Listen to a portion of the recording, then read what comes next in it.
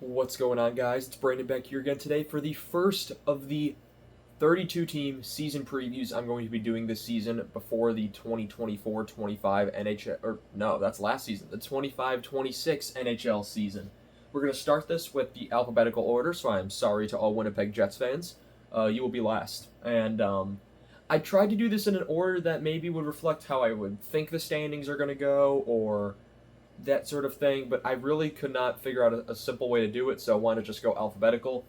And alphabetically, we start with the Anaheim Ducks, who last season did not make the playoffs. They were not a playoff team, but though they are improving. They are in the midst of a rebuild, and you could argue that they are ready to come out of that rebuild now with the amount of young players they have coming up.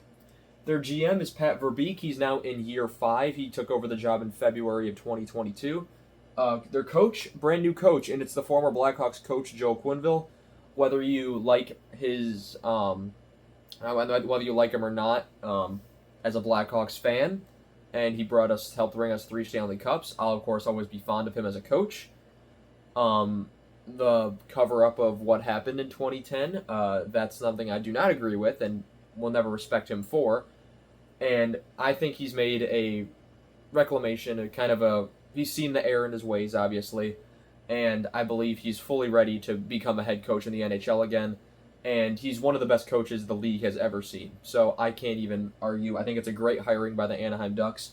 And they're put in a place where he's taking over a team with a lot of veteran presence, despite it being seen as an overall young team. Looking at the forward group, these lines are from Puckpedia. All the lines I'll be using will be from Puckpedia. You have Cutter Gauthier, Lucas Carlson, and Troy Terry. My mind just blanked for a second. Leo Carlson. Wow. And Troy Terry. Gauthier and Carlson are both RFAs next season, and Terry has a $7 million cap hit until 2030. Overall, it's a pretty good first line, a pretty young first line. Then you have Vetrano, who makes $4.571 million until 2028. McTavish, who is still the big question mark. In the case that a big trade happens or the lineup gets changed, I will remake the season preview for the team. For now, Mason McTavish is listed as an RFA. Don't have his cap hit yet. And then Alex Killorn is listed on that second line at right wing, $6.25 until 2027. The third line, you have Chris Kreider at $6.5 million until 2027, coming over from a trade with the Rangers. A lot of former Rangers on this team. You have Vetrano, you have Kreider, you have Strome, you have Trouba, just a lot of former Rangers. Speaking of Strome, $5 million cap hit until 2027, and then they've added Granlund, $7 million until 2028. So not a lot of long-term deals on this team. No one, besides Troy Terry, no one I believe is signed until 2030. Terry and Dostal being the only two, which we'll get to.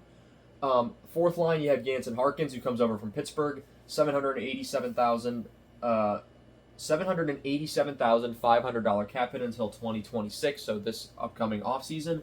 Paling comes over in a trade with Philadelphia in the Trevor Zegras deal, $1.9 million until 2026. And Ross Johnston, just a bit of a very physical fourth line guy, $1.1 million until 2026. So what we're seeing with this forward group, not a lot of long-term signees. Those who do have expiring contracts, especially this fourth line, they're going to have that. Anaheim currently has the most cap space in the league, and they are going to have plenty of cap space to sign their young budding stars, Gauthier, Carlson, and we'll definitely get to the defense group in a moment. Depth forwards, you have Wash. I'm not sure if that's how you pronounce his name. Colangelo was just re-signed. Nestorenko, Sidorov, and Gaucher. I honestly have no clue how you pronounce that name.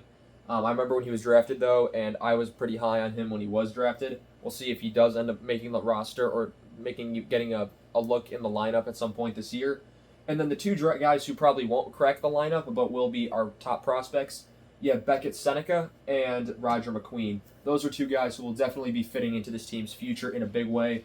Most likely once Kreider and Strome and Killorn, once they take steps back, once they either re-sign with the team at one point or another at a much lower cap hit or leave the team via free agency and the team gets even younger, those will be guys that will be stepping in to take those guys' place. Of course, Killorn, Kreider, Strome, they are now no longer in their prime years. They are in their mid-30s, so they are getting older.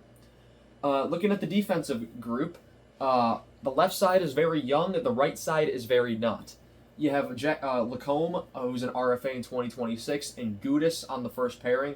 Gudis has got $4 million cap hit until 2026. He's currently their captain, so I believe he will resign there at probably a lower price.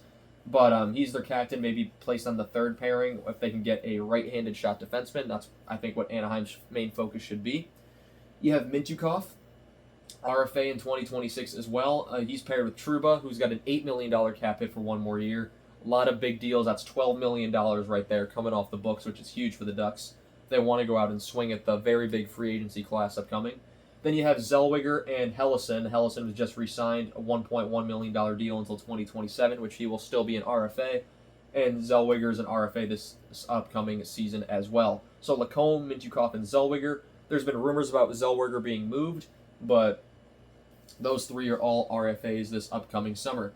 Defenseman prospects, you have Luno, you have Solberg, and you have Moore. Luno and Solberg are two guys that are going to be watched very closely, as if they can fit in this lineup, might have one of the youngest defense crews next to Chicago in the league. Overall, I think they could crack the lineup this season if they need to. If they decide to move Gudis or Trouba at the deadline, which I wouldn't think is a horrible idea, as I don't see the Ducks as a playoff team this season. It could be the right move to get them integrated into the lineup. Goaltending, Dostal has signed his extension, $6.5 million until 2030. They moved on from John Gibson. Dostal is now the clear-cut number one starter after a very good season in which he played mostly the starting role since Gibson was hurt. They signed Peter Mrazek, $4.25 million for one more year, and they don't sign him. They traded for him in the John Gibson deal. My question is, you got Mrazek, but then you also re-signed Ville Husso for 2 more years at $2.2 million. Why? Mrazek and Husso are probably equally as good. Mrazek I'd give the slight edge to. But why would you re-sign Husso unless you really want that third goaltending spot? I don't know. Goaltending depth, you have Klang and you have Clara. Those are 2 goaltenders I would look out for in their system. Overall, you want the complete list of additions. You have Granlund, Mrazek, Paling, and Kreider. Subtractions are where it looks interesting. They move on from the last guy from their I'd say elite contender years in John Gibson. Zegras has been traded out and moved on from, which I believe could be a mistake in the future, but it's clear that whether it was with management, he just wasn't working out, and after a down season last year, he has a chance to get his game back in Philadelphia. And wouldn't be the only young guy they moved off to Philadelphia. Drysdale could also probably still be part of this group. And if they move off McTavish, then I really don't know what to say about this the movement being made by Pat Verbeek and the staff of the Ducks, who you get young players, you're not supposed to move them out. You're supposed to keep them in the lineup. Leeson moves on. Lundestrom, I was surprised they didn't qualify. He goes to Columbus. Fabry is still a free agent. McGinn is still a free agent. And Shillington also leaves as a free agent. A lot of these guys just not Lundestrom's not qualified. Leeson, Fabry, McGinn, and Shillington, I don't believe any of them have been signed. Gibson goes to Detroit and Zegras to Philadelphia. Last year, they were 6th in their division, and just looking at the team right now, I'm not sure if they get past 6th in their division. I think they'll be better. If we look at their last 6-7 years or so, they haven't made the playoffs since 2017-18 when they were swept by San Jose. 2018-19, they went 35-37-10 for 80 points, which is 24th. So that's when they see they're going downhill, and then they commit to the rebuild.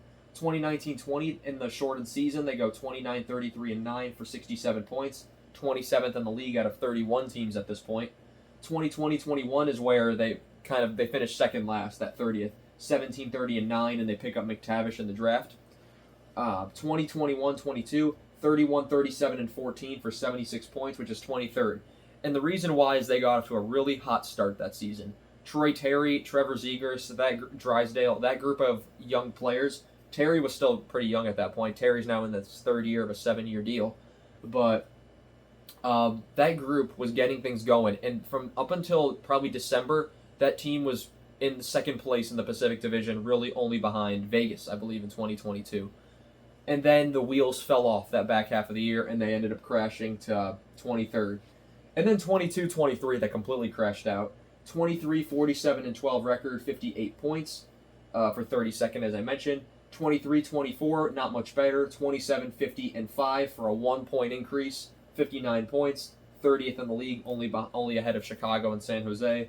24-25, they improved a lot. They had a slow start, but they were looking pretty good by the end of the season. 35-37-10 record for 80 points, 24th in the league, which is exactly where they were 7 years ago when they started the fall off out of the playoffs. Overall, I can see them being better than San Jose and Seattle. I kind of see them as very close to a wild card, but maybe not at a wild card yet. I think this team is going to be a conservative seller at the deadline. If they can move like the Strome contract or maybe Trouba's deal or something like that, maybe they move off of one of those guys. But overall, I think they'll be conservative in the trade during the season, who they move off of. And maybe not playoffs this year, but next year I think they should be really getting into that conversation. So 26-27, I would say, look out for the Ducks. I want to thank you all so much for watching this video, and I shall see you all in the next one. Have a good one.